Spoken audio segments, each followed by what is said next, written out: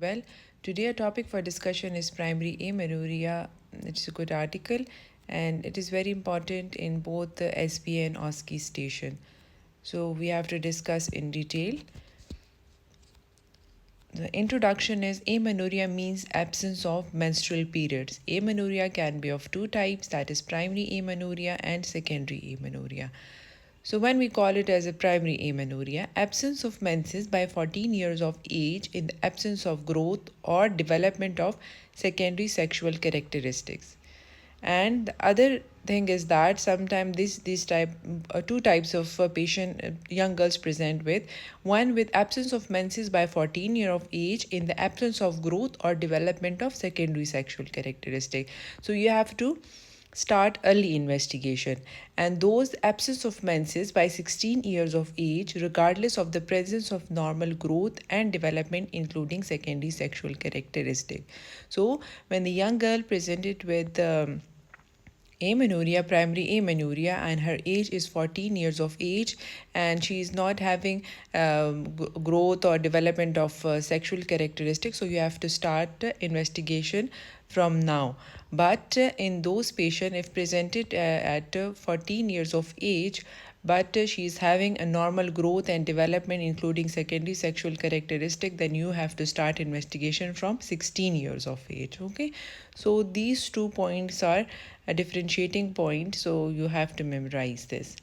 What is secondary amenorrhea? Secondary amenorrhea is defined as cessation of menstruation in a woman who had experienced menstrual bleeding previously for 3 normal cycles or for 6 months. So, the who presented with gynecological complaint of menstrual disorder have primary amenorrhea. However, the incidence of disease in women is greater in less than 1%. What is pathophysiology? As you all know that what is the pathophysiology of menstrual bleeding? That is normal functioning hypothalamus, GI, NRH secreted, and pituitary gland secrete FSH and LH. Then normal functioning ovaries, synthesis of estrogen, progesterone, the entire spectrum of follicle development, ovulation, and formation of corpus luteum occur. Normal endometrial development that leads to endometrium lining which responds cyclically to stimulation by estrogen and progesterone. An intake outflow tract essential for normal menstrual flow. It requires a patent outflow tract and continuity of the vaginal orifice, canal, and endocervix. So any disruption in the above department can result in amenorrhea. So as we have already told that the system starts from hypothalamus, pituitary gland, then ovaries work, then endometrial development, and then outflow tract. So the compartment 1, there are 4 compartments that at each compartment the different disorders according to that compartment. So the compartment 1 is disorder of outflow tract, uterus and vagina.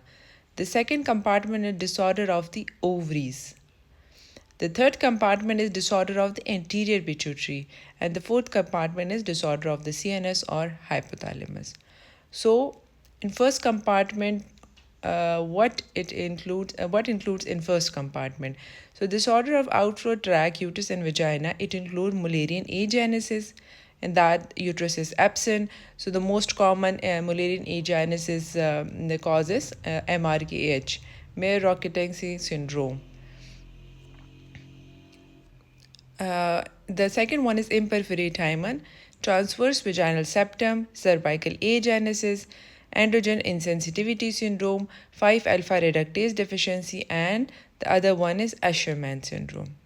The Asherman syndrome is most likely usually in those patients, those presented with secondary amenorrhea. So the Asherman syndrome is the cause of secondary amenorrhea usually.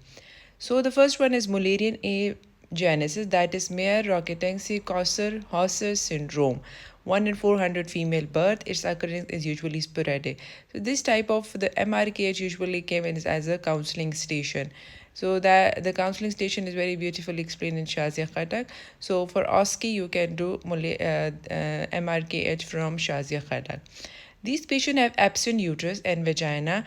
Both ovaries are normally well developed. Ovulation occur normally in these girls. The karyotype is 46XX. The phenotype is that of normal female with normal height and secondary sexual characteristic. External genitalia appear normal, but vagina is short and blind. Exact etiology of this condition is not known. There may be associated renal anomalies 20% and skeletal anomalies 12%. So diagnosis is confirmed by ultrasound and karyotyping. Treatment is usually delayed until the patient is ready to start sexual activity. Most of them need vaginoplasty just before the commencement of sexual activity, because if because these patients usually when they got married, then they present with dyspareunia, so then we can offer her vaginoplasty just before the commencement of sexual activity. So in these type of patient, counseling is very important, that these patient can retain their sexual activity but they can't be pregnant. So this sometimes this may be a breaking bad news, because it's a very big news for the patient, especially in OSCE station. So you must have to explain in detail that what etiology is associated with. So we have to check her renal any renal pathologies and any skeletal anomalies, because it is associated with Mrkh. So non-surgical methods like vaginal dilators have been tried in cases where there is significant vaginal length. Since ovulation is normal in these girls, oocytes can be retrieved and surrogacy is an option for future fertility. So we have discussed a main points, that in these type of patient, they have a normal height, normal secondary sexual characteristic, but external genitalia is also normal, but the one thing is that the uterus is absent and it's common associated with renal anomalies and skeletal anomalies. Diagnosis is by ultrasound on karyotype, and treatment option, they are said that the non-surgical method are dilators and the surgical methods are vaginoplasty. And the oocytes retrieve can be retrieved because the ovaries can work, the ovaries are working normally, so the oocytes can be retrieved, and surrogacy is an option for these type of patient. So in OSCE station, you have to cover three, especially in the primary amenorrhea. If any disease comes, so you have keep in mind that three things you have to cover. First of all, you will tell the patient that whether menses आएंगी या नहीं आएंगी, ठीक है आपकी. You have to clear cut आपने उनको बताना होता है, ठीक है, कि आपके menses आएंगी या नहीं. You have to cover her menses, whether she can menstruate or not. So in this case, you will tell the patient that you will not menstruate. The other thing is that whether she can retain her sexual activity. So you can tell about that, yes, there is a small part of vagina is still there's present. So we have options available. You can normally you can have a normal sexual activity with your husband. Later in future life, it is a young, and she plan if she is planning for getting married, so you have to tell about that. And the third point is that regarding to pregnancy, whether she can be pregnant or not. So you have to clear cut counsel these patients that you will never get pregnant, but you can pregnant because your oocytes are working. So we can you can donate it, and by through surrogacy you can get your baby. Okay, so these 3 points you have to cover, and keep in mind according to this that make a notes like for SBs also, that whether what abnormality in this patient, whether sexual characteristics are present or not. The other thing, whether she can be pregnant or not. And the third one is whether she can retain her sexual activity or not. Then other thing is that imperforate hymen. So imperforate hymen usually came as a structured discussion. They will give you a diagrammatic picture in which they will show that there is imperforate hymen and like bluish tinge like hymen. So you have to identify that whether it is a imperforate hymen or transverse vaginal septum. So, what is imperforate hymen is an obstructive congenital anomaly of the female genital tract. Its incidence reported as 1 in 2,000. Girls are brought usually to emergency with complaint of repeated episodes of cyclical abdominal pain, dysuria, and really with acute retention of urine. On examination, there is a palpable lower abdominal mass, and on genital examination, there is a bluish bulging hymen. Typical picture. And after the menarche, the blood gets collected behind the imperforate hymen, because the outflow is close, so that's why they collect in the vagina. so resulting in hematocolpus, hematometra, and hematosulfings, causing cyclical symptoms. The definitive treatment is hymenectomy or hymenectomy, and commonly it is done by cruciate incision. So in these type of patient, you will tell that when it's a small procedure, we'll give usually these young girls came with mother, so you have to tell the mother we'll give a small incision, we'll drain it, and she can have a normal menstrual cycle, she can later have a normal sexual activity, and she can be pregnant in later life. So these are the 3 points. Transverse vaginal septum is a rare condition resulting from abnormalities in the vertical fusion between the vaginal component of the Mullerian ducts and the urogenital sinus. So the septum usually varies in thickness and may be located at any level in the vagina. The most common found is the upper and mid vagina. The incidence 1 in 50,000 to 70,000. Clinically, these girls present with cyclical lower abdominal pain, and occasionally there may be a palpable lower abdominal mass. When the menstrual blood flow accumulates and distends the structure above the septum, it results in hematocolpus and hematometra. So mostly these two, imperforate and a transverse vaginal system, also have safe symptom, but you have to differentiate for clinical examination. And in the transverse vaginal septum, you usually do per rectal examination, because in in young girls we'll do if we are suspecting transverse vaginal septum, then we will do per rectal examination, or in perforate we also do per rectal examination. So the menstrual cycle, TVS is also known to be associated with imperforate anus, bicornuate uterus, coarctation of aorta, atrial septal defect, and malformation of the lumbar spine in 37 to 60% affected females. So treatment of choice for these females is excision of vaginal septum. In also transverse vaginal septum, if the septum thickness is less than 1 centimeter, then we can straight good excision of the vaginal septum. But it is more than centimeter. In these cases, if in ultrasound we cannot pick the thickness of the septum, then we will do MRI for to clear the thickness, for the clearance of the thickness of the septum. So if it's less than 1 centimeter, then we give a incision on that, an excision of the vaginal septum, and we will reapproximate the vaginal walls. But if it is more than 3 centimeter, more than 1 centimeter, then we need vaginoplasty, because the thickness is a bit more. So in that cases, vaginoplasty can be needed.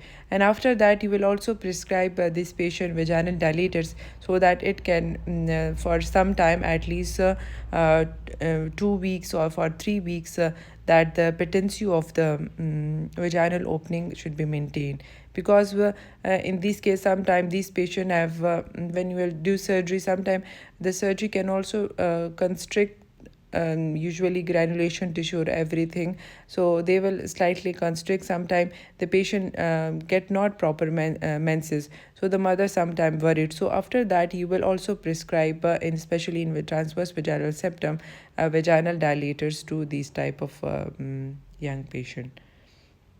Obviously, small dilators, not a big dilator. Okay, it's cervical agenesis. According to American Fertility Society classification, cervical agenesis is classified as type 1 Mullerian anomaly result from abnormal fusion of Mullerian duct with urogenital sinus or atrophy of the segment of normally formed Mullerian system. The incidence is 0.01 in general population. Overall, it accounts 3% of all uterine anomalies. Cervical agenesis is rarely associated with functioning uterus and presence of vagina. 4.8% of the women with cervical agenesis have functioning uterus and present with hematometra. Attempt at correcting using Foley's catheter through cervical canal usually fail after repeated, and it may end in hysterectomy. So this type cervical agenesis is less likely. Incidence is very slow. Congenital androgen insensitivity syndrome. It is basically inherited X-linked trait with 46XY karyotype and testes producing age-appropriate normal concentration of androgen. So these type of internally these patient have structures of male, but externally her look is like a female. So in CIS, they are very beautiful women. and internally they are male. So her karyotype is 46XY. So this in this CIS, the main pathology is absence of cytosol receptor, which is necessary for the action of testosterone. So the receptors are absent, so the testosterone will not properly act. So the testes are located intra-abdominally or in labia or inguinal canal. Testes produce testosterone and Mullerian inhibiting factor, which prevent later development of Mullerian structure, so uterus is absent. Okay, so in these cases the testosterone, but usually when in females the Mullerian inhibiting factor, if there is no when the genitalia of the female, when there will be no testosterone, so the Mullerian inhibiting factor will not be the Mullerian inhibiting factor is not present, so there will be a retain of paramesonephric duct. But if the testes are present and it produce testosterone, then it will that so the testes produce both the testosterone and Mullerian inhibiting factor, so it prevents the development of Mullerian structure, so uterus is absent. So the typical characteristic of CIS is evidence of feminization of the external genitalia. Breast development is adequate, but there is nil or scanty axillary and pubic hair at birth. So in CIS, they are same like MRKH, that uterus is absent and blind vagina, but the main difference is that the sexual characteristics are usually there will be a scanty pubic and axillary hairs, and there is breast development, but in some cases they are small as in normal female, but there will be in these type of patient breast will be present, but the hairs are scanty, axillary and pubic hair. So you have to differentiate between these two differentiating point. You can make that in MRKH and CIS will almost have same picture, but in CIS it is a X-linked recessive disease, and there is a scanty pubic, axillary and pubic hair. Testosterone is at normal male range to prevent testicular malignancy. So you have in these type of patient there because internally they have a male reproductive system like testes is present.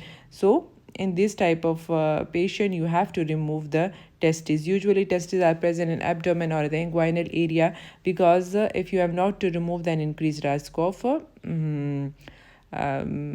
malignancy. So if you have to remove the testes, so this patient you have to give for bone protection, there will be as no uterus and there will be no ovaries, but in MRKH there is ovaries. They maintain their normal bone health for prevention of cardiac for protection to prevent cardiac issues. So in these cases the uterus and ovaries both are absent and only there is a blind vagina. So you have to give her for externally hormone replacement therapy life up to age of menopause to these patient. So to prevent testicular malignancy, removal of testes is done after puberty. So you have to after puberty, when feminization is complete, or prepubertal gonadectomy along with estrogen replacement may be undertaken. Majority will have a short vagina, so vaginoplasty may be performed if necessary. If it is bad, if the diagnosis of CIS is explained to the affected individual and family, empathetic environment with both professional and family support. And in these type of patients, you also prescribe vaginal dilators or vaginoplasty. So you all have to cover the 3 points, that because no ovaries and no uterus is present, she cannot have a menses. And even they will not get the surrogacy. They cannot have a child because ovaries and the uterus both are absent, and she cannot donate oocyte. So in these cases you will tell the patient that adoption is an option for her. And for sexual activity, small portion of vagina is present, so you can say that she can retain her sexual activity, but we will prescribe her vaginal dilators or vaginoplasty. 5 alpha reductase deficiency. In my whole life, I've seen this case, 5 alpha reductase deficiency, when I'm getting preparation for my OSCE. So in HMC, I've seen this case for 5 alpha reductase deficiency. It is an autosomal recessive X-linked disease with a karyotype of 46XY.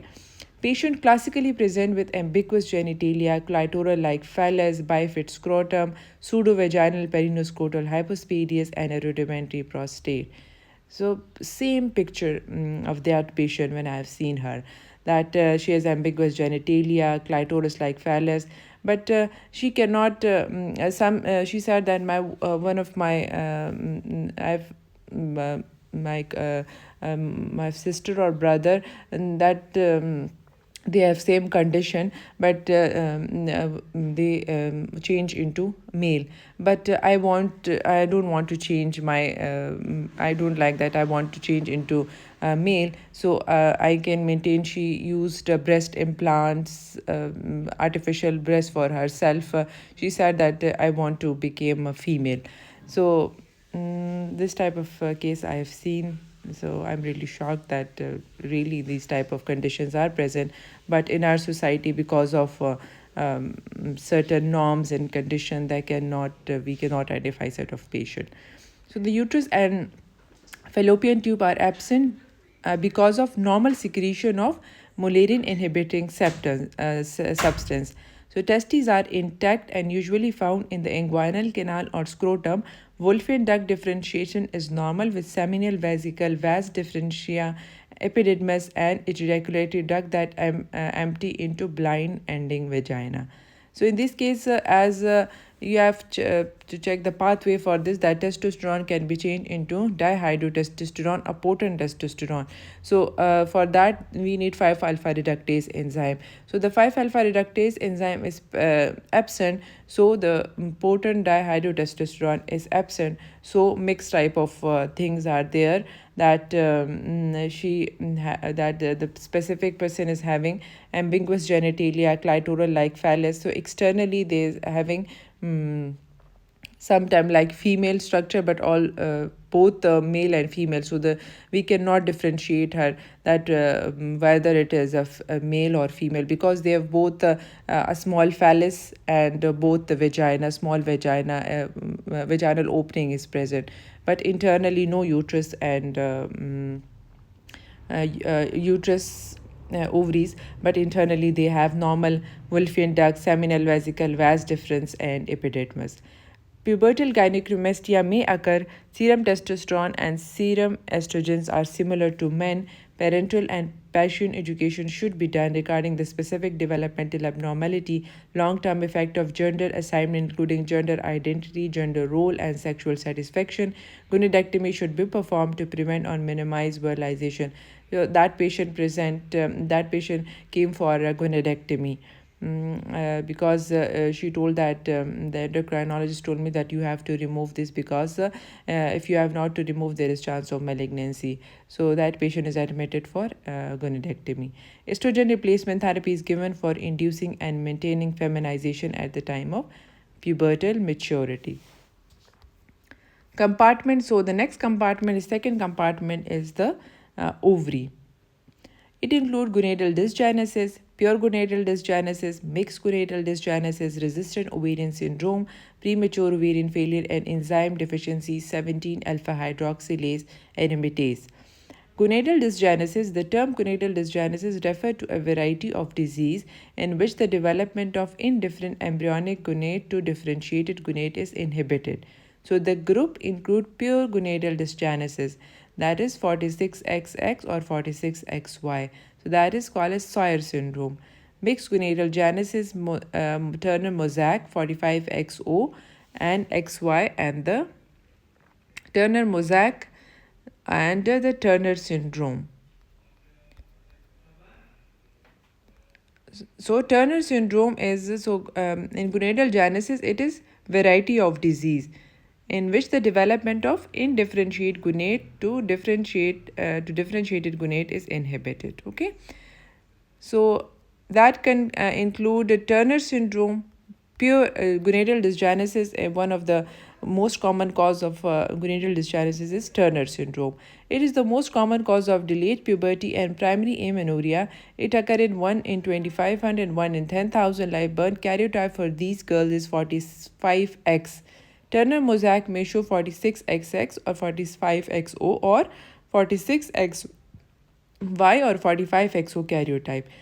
So in Turner, they pure Turner syndrome, or there will be mosaic. So mosaic, in mosaic, there will be the karyotype is not for 45XOs. They may have a 45XX. They can have later on, in some chances, they in pure Turner, they cannot be pregnant because their ovaries are purely ovarian failure is there in Turner syndrome, because the ovaries are streak ovaries and they are not working.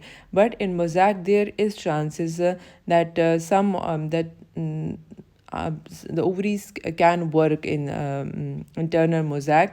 So these type of patient can be pregnant. But in those having a pure Turner syndrome, like having karyotype of 45XO, so these type of patient will not get pregnant. So you have to counsel that she may get pregnant by to get oocyte donation from someone, because uterus is present, so they can donate oocyte from some other woman.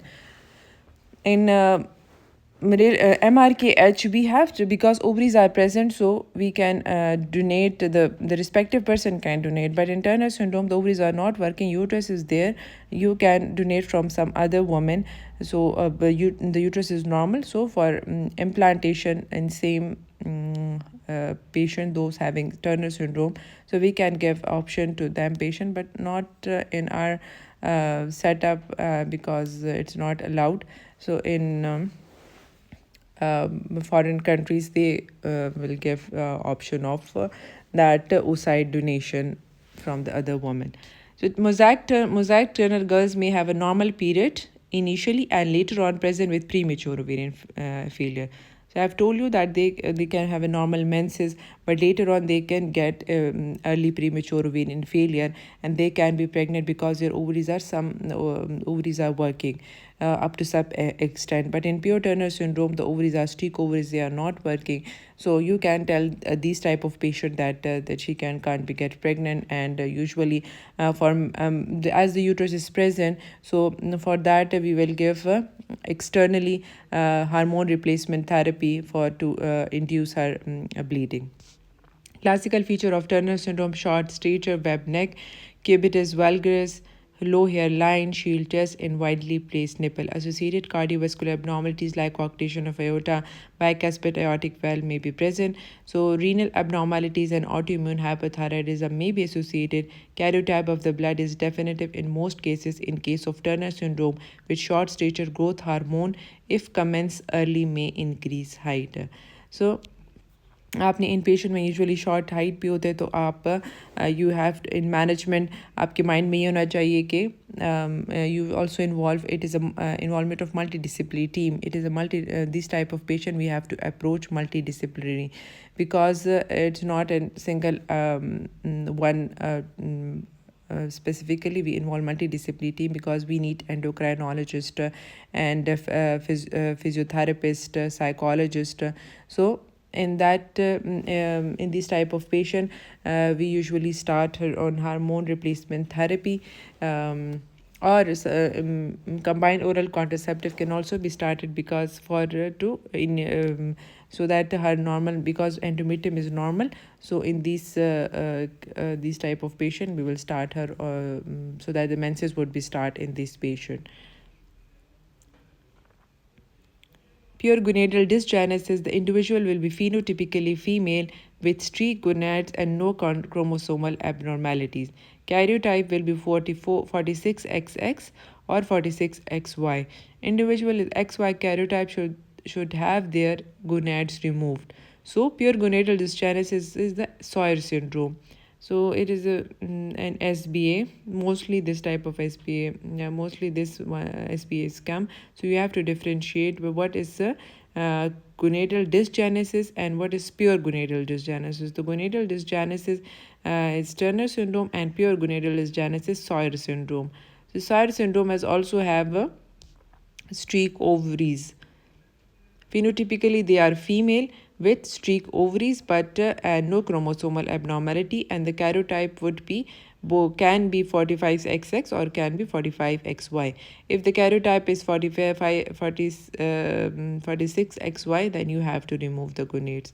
So Sayre syndrome is associated with mutation in SRY gene. As a result, the testes are dysgenetic and do not produce testosterone on AMH. So basically, if there is SRY gene present, so the structure would be male structure later on, because if there is SRY gene present, this is basically on Y chromosome, the SRY gene. So if there is SRY gene, so it will produce the testosterone and anti-Mullerian factor, so it will lead to maintenance of Mullerian duct. If the Mullerian duct is maintained, then the structure of a male reproductive internal male reproductive system would be formed. But an external genitalia will be the external genitalia usually from the by the production of testosterone, a secondary sexual characteristic, and they are usually from testosterone. But if there is the Mullerian duct, the SRY gene is not working, there is a mutation in SRY gene, so the testosterone and anti-Mullerian factor will not be present. So when this is not present, then maintenance of the paramesonephrid duct structure are formed. The paramesonephrid structure are usually the female structures that include uterus, tubes, and ovaries, and the upper part of the vagina. So this is basically an embryology you have already read in a final year. So the concept you have to understand that if the SRY gene is present, the male structure would be formed, and if the SRY gene is absent or whether there is any mutation in SRY gene, then the paramesonephrid duct structures would be formed, that is uterus, tubes, and ovaries.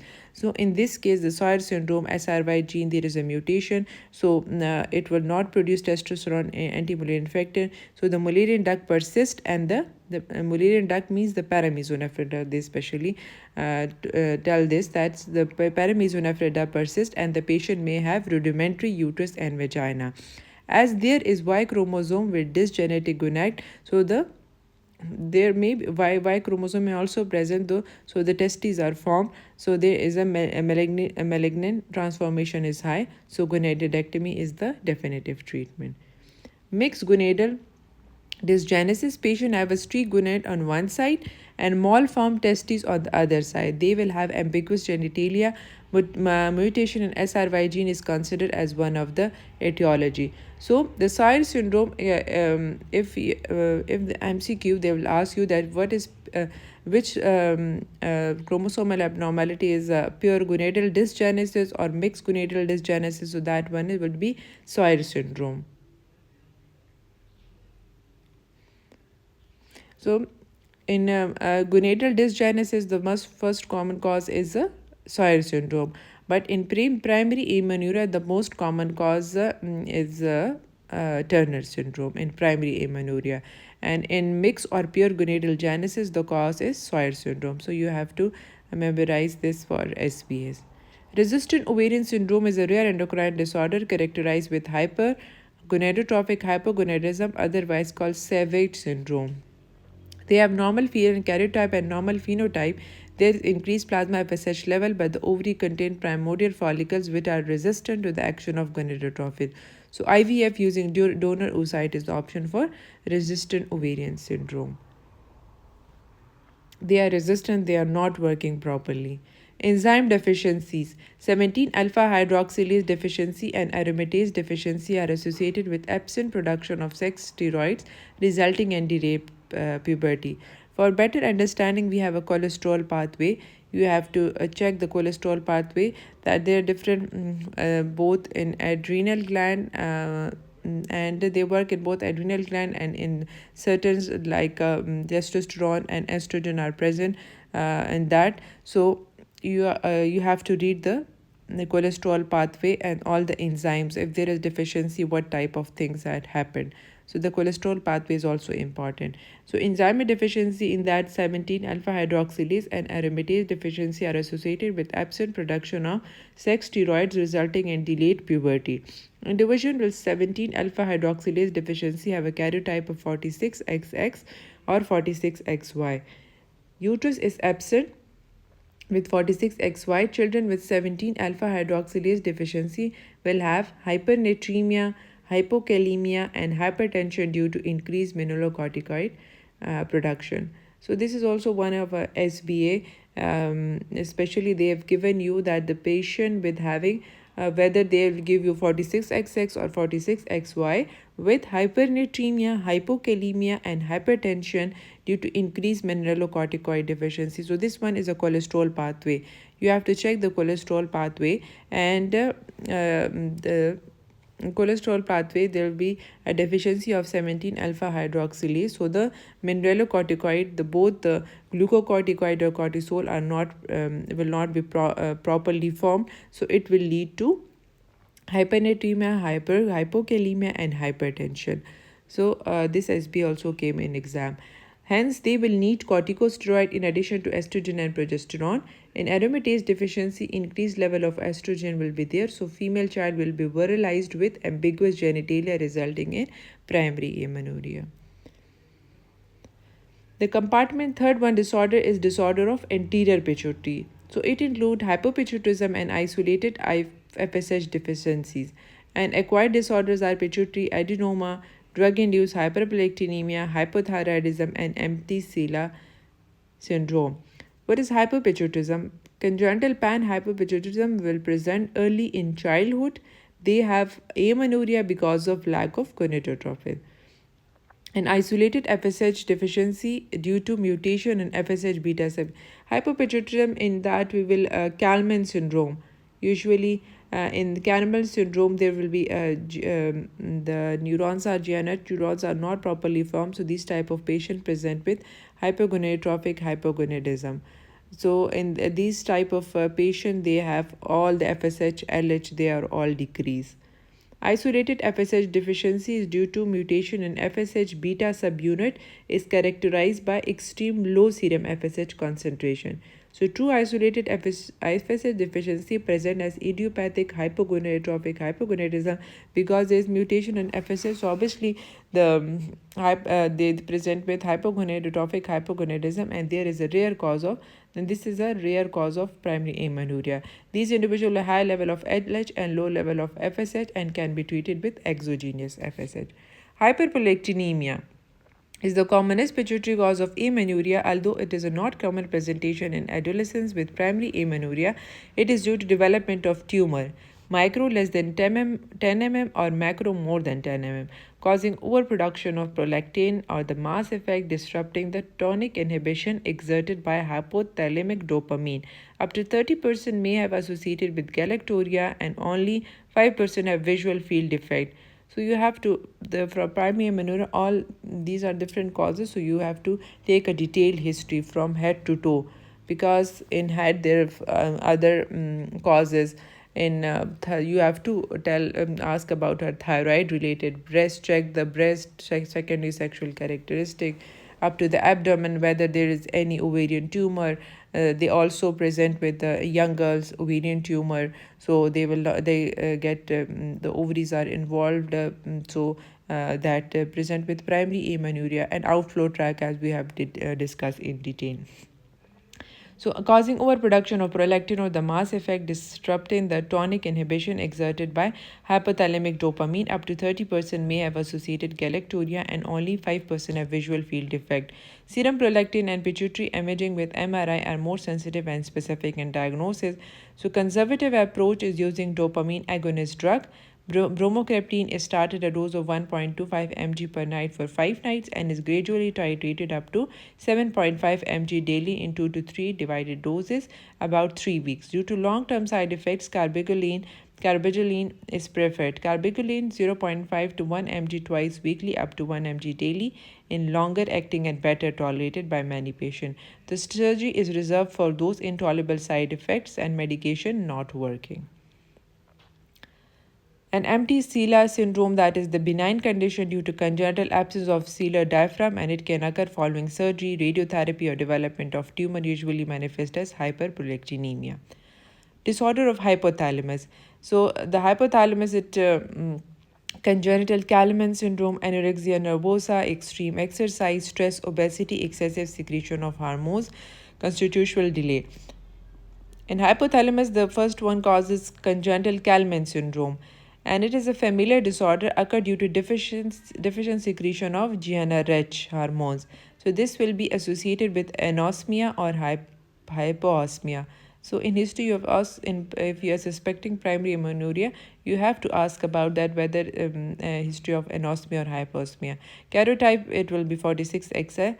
So since the gonads are responsive to gonadotrophin, ovulation may be induced with exogenous gonadotrophin, because the process starts from hypothalamus, because everything the GnRH release from hypothalamus, so they will act on pituitary, the FSH LH release, and that will act on ovaries.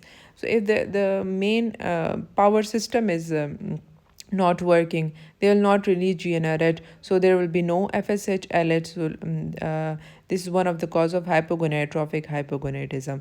So in these type of cases, you will give her exogenous FSH LH. Anorexia nervosa, rare cause of primary amenorrhea, affect the individual normal phenotype, subnormal secondary sexual characteristic. Treating the problem requires the cause to be addressed, which can uncover major conflict of psychological disturbance.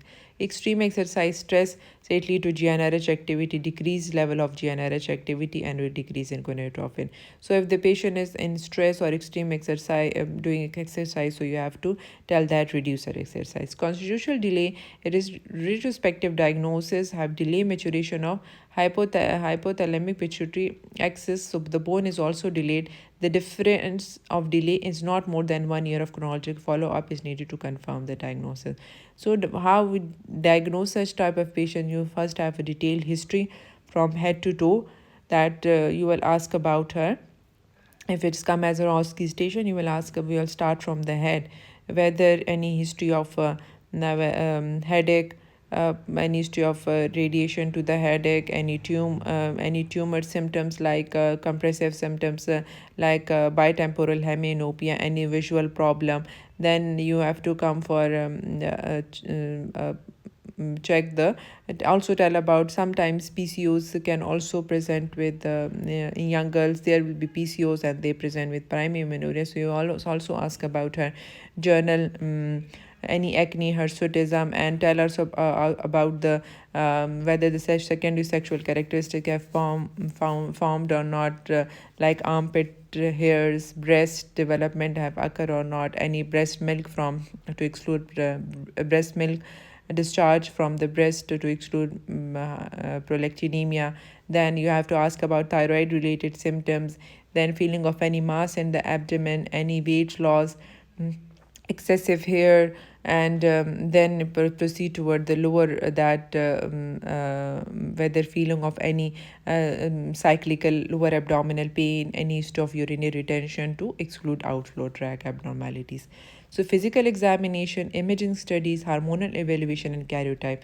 In history, what you have to: age, growth chart if available, age at onset of thelarchy, cyclical abdominal pain, any disorder of smell perception, family history, history of sibling age at menarche. So you have also asked about sometime in family history they have a delayed menarche. So if the constitutional causes are also present.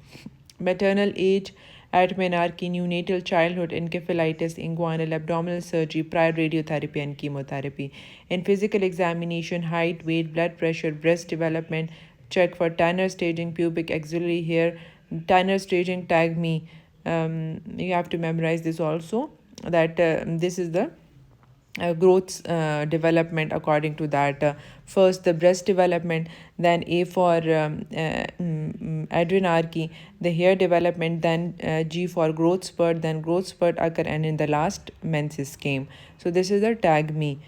And then after that, arm span, upper segment and lower segment ratio, because in some cases like Turner syndrome, short height, so you have to keep in mind when there is a short height, then you can add a growth hormonal therapy in collaboration with endocrinologist, because the height is small.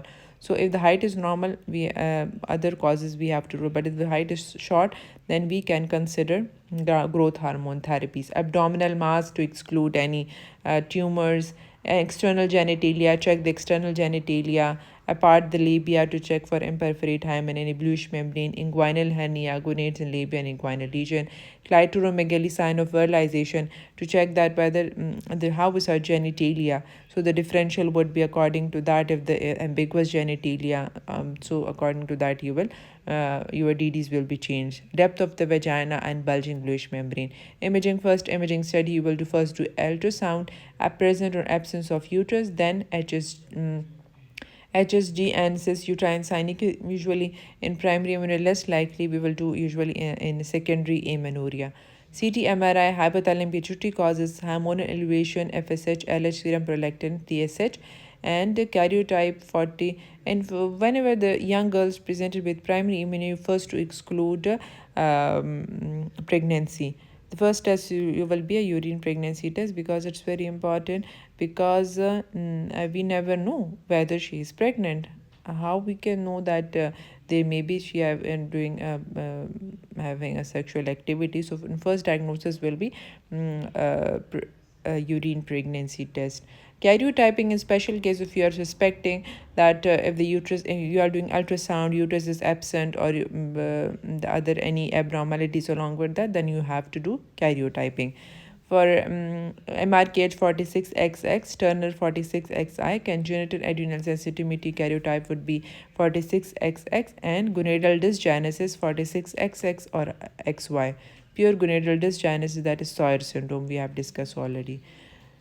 So how you investigate if the investigation of primary normal secondary sexual characteristics. So we have to start investigation. I have told you that if the secondary sexual characteristics are normal, then we have to start investigation from 16 years. We have to wait up to 16 years. But if those having the sexual characteristic poor or absent secondary sexual characteristic, then we have to start investigation there and then. If the girl present with at 14 years of age, then we'll start early investigation. So in that case, pelvic ultrasound, uterus absent, uterus present. If the uterus is present, normal anatomy, then we will do FSH, LH, TSH, prolactin, and prolactin estimation. Because the uterus everything is normal, so there may be something in hypothalamus or whether in ovaries. So we have to prescribe these type of investigation. If the FSH LH is low and normal, so physiological delay or hypothalamic cause. Okay, elevated FSH LH, elevated LH FSH, that could be a PCOS. As I've already told that sometime in PCOS there will be young girls, their PCOS, they present with primary amenorrhea. And if FSH LH both increase, that would be premature ovarian insufficiency, resistant ovarian syndrome, or gonadal dysgenesis. And if TSH is abnormal, that would be hypothyroidism or hyperthyroidism. And if prolactin is increased, hyperprolactinemia, MRI, and CT scan. The other thing is that normal secondary sexual characteristic but uterus absent. And the karyotype is 46XY. In 46XX, there will be normal secondary sexual characters, as we have read this before, that in Mrkh secondary. So the one diagnosis will be Mullerian agenesis, that is Mrkh syndrome. And 46XY, in that type of cases, they have scanty pubic hair, but the breasts are normal, and scanty pubic hair, the sexual characteristics are present. So our diagnosis will be androgen insensitivity syndrome. So these type of are flow chart for at when the secondary sexual characteristics are normal, then we have to investigate after 16 years of age. So they also one of SBA, that the patient present with having normal secondary sexual characteristic what will you do first? So in that type of cases, in first you will do pelvic ultrasound to check whether the uterus is present or absent. So this is an SBA.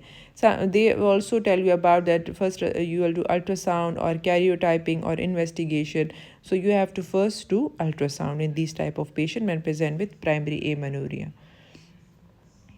after excluding UPT. Acha, then the next step is poor or absent secondary sexual characteristic and height.